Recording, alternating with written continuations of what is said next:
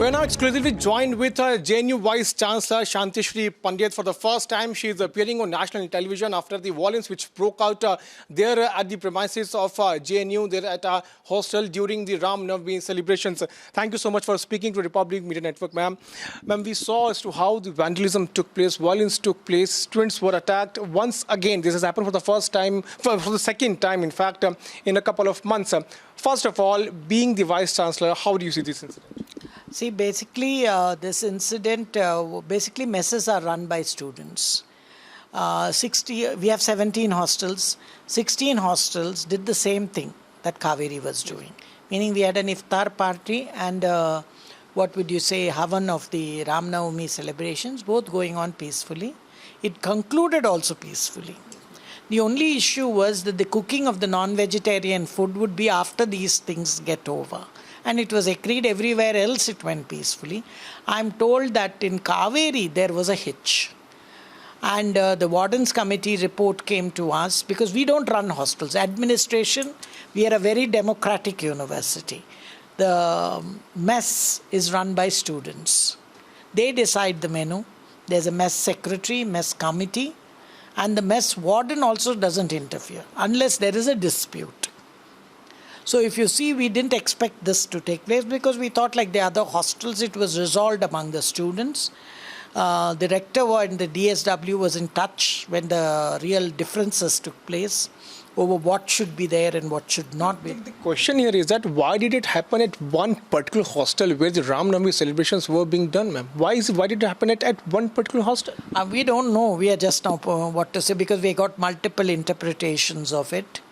So we are looking into it. We have ordered a proctoral inquiry and both the groups have gone to the police and filed FIRs.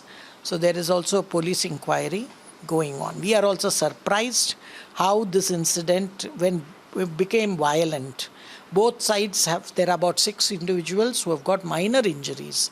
There is no major injuries. You've spoken to delegation of from both these sides. Yes, several times. I've met students several times.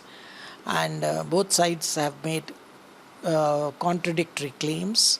So we have put it to the proctor. Let's the real facts come out. We have asked for the warden's report also. And those who are present there. Many people say those who are not students of Kaveri Hostel also came in. And that is how this problem occurred. There's involvement of outsiders also. Fringe elements? Maybe fringe elements. We don't know. Because we are an open campus. It's so difficult to monitor. If we monitor, they'll say, we are a democratic state, how do you monitor? So, people can come in through bus.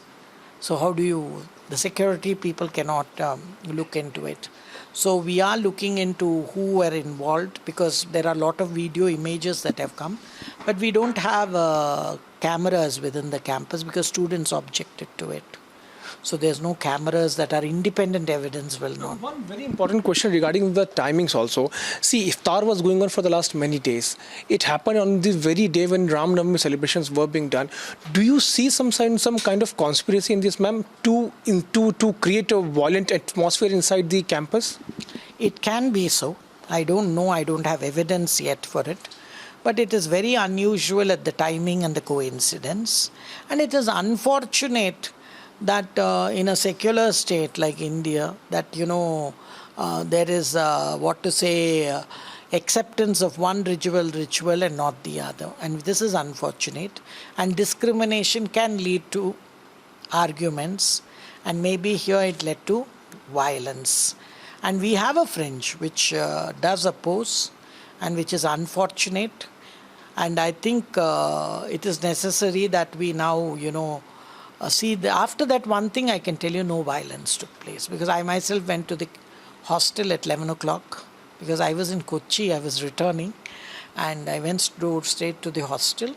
There was no violence. Do you think that there are some students are under the influence of left-wing students and they create a sense of fear on some students? Because I'm directly asking this because it is happening for the last many days and we are not seeing any kind of solution. Students who have neutral views, they come under pressure from left-wing, they join them and then we see what kind of atmosphere created. See, basically what happens is you're right to a certain extent. Any ideology that is losing ground does become more violent.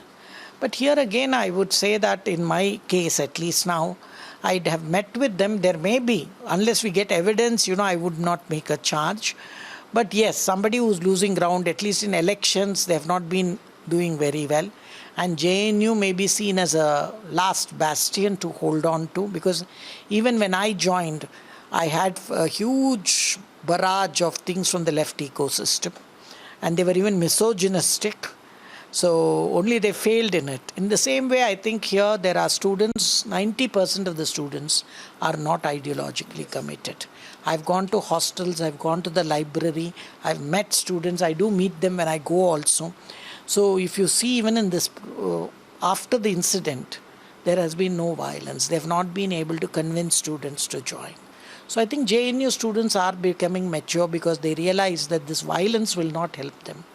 And this negative image will not help. Do you know we are number 1 in the WS rankings in social sciences? Last question, ma'am. What are you doing? What steps are you taking to instill a sense of confidence among the students? Because after the violent clashes which took place, obviously students must be concerned about the safety. Their parents would be concerned about their safety and security. I'm told it was not so violent as it is depicted. There were minor injuries.